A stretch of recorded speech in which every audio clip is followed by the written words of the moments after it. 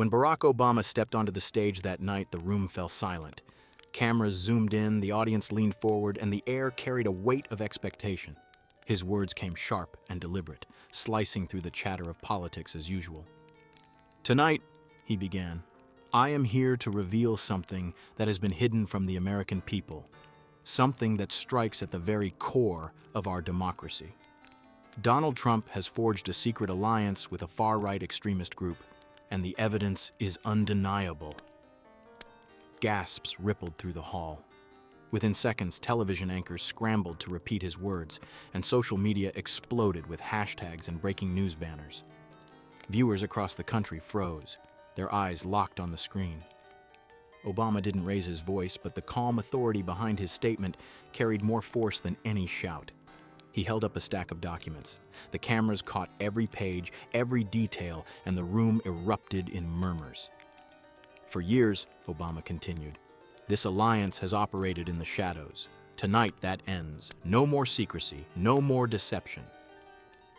In that moment, the usual political theater was replaced by something far more dangerous, far more gripping. It wasn't just a speech, it was a bombshell, a revelation designed to shake the foundations of trust and ignite a storm that no one could ignore. The revelation did not stand alone. Obama laid the groundwork with precision, pulling the audience deeper into the unfolding drama. He explained that the group in question was not some fringe collection of anonymous agitators, but an organized network with money, influence, and reach across several states. "These people are not just shouting in the dark," Obama declared. "They are shaping campaigns, funding rallies, and feeding lies into the bloodstream of our politics. And Donald Trump has embraced them." Screens in the auditorium lit up with images, leaked photos of private gatherings, screenshots of encrypted messages, and fragments of financial records linking Trump's circle to the far-right group. The crowd erupted again, voices colliding between disbelief and outrage. Meanwhile, reactions outside the room surged. News outlets broke into live coverage. Political analysts speculated in real time. Allies of Obama praised his courage, calling it a necessary warning to the nation. Trump's loyalists dismissed it instantly, labeling it another witch hunt, a smear campaign designed to damage his comeback ambitions. Yet the context was impossible to ignore. For months, rumors of Trump's unusual connections had swirled quietly. Journalists whispered about shadow donors, strange meetings, and the sense that something larger was hidden behind the curtain. Now, Obama had pulled that curtain back. It wasn't just about two men anymore. The players included politicians trying to salvage credibility, media figures rushing to frame the story, and millions of Americans wondering what kind of alliance could threaten the balance of power. What had started as a speech was now a collision of worlds, the legacy of a former president, the ambitions of another, and the dangerous reach of a far-right network suddenly thrust into the spotlight. Obama's words were only the beginning. As the documents circulated, journalists pounced on the details.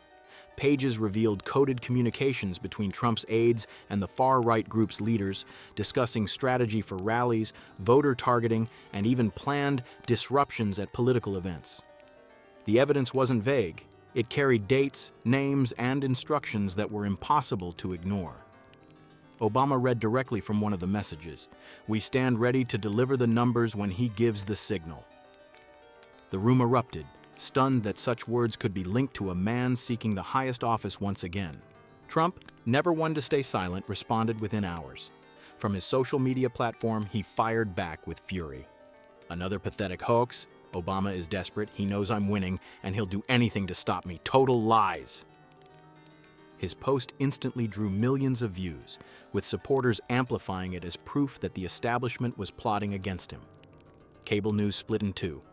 On one side, commentators called Obama's revelation the most dangerous political scandal in modern memory.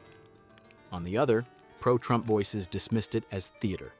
The clash spilled into Congress, where some lawmakers demanded immediate investigations, while others accused Obama of staging a smear campaign.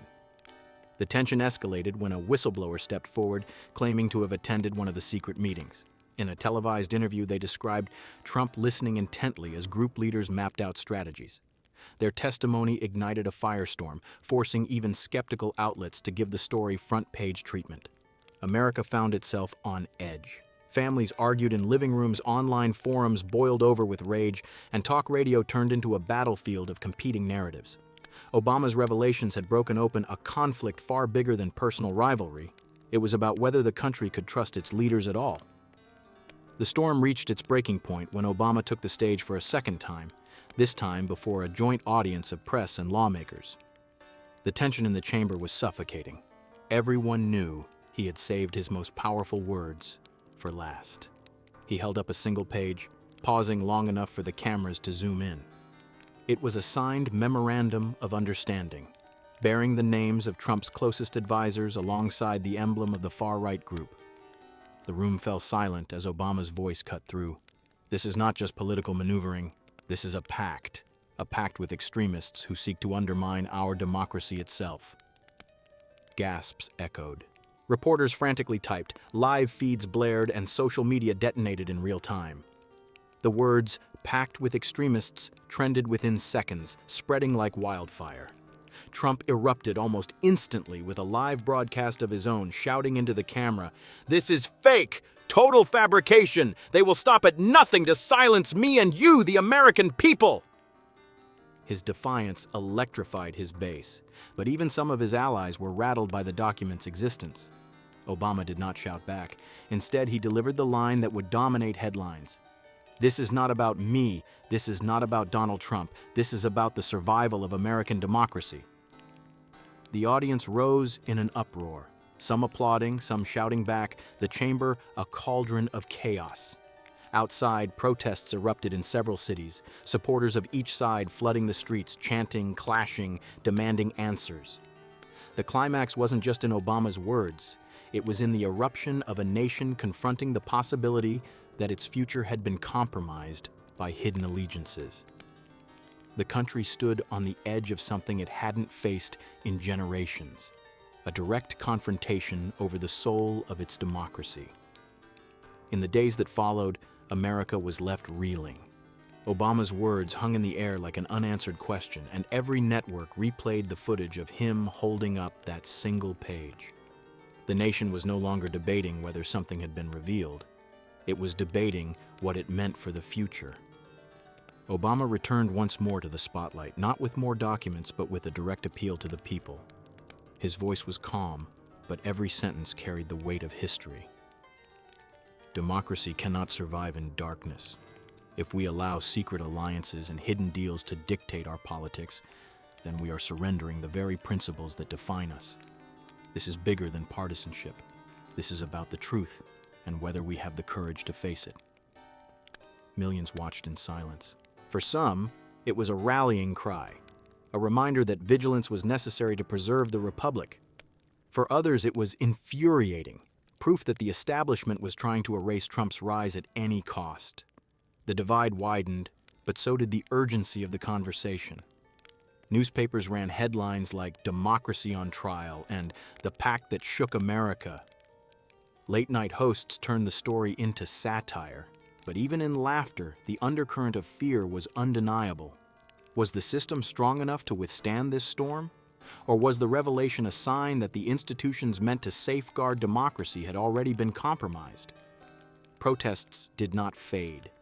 In city squares from New York to Los Angeles, crowds chanted demands for accountability, waving signs that read "No more secrets" and "Protect democracy."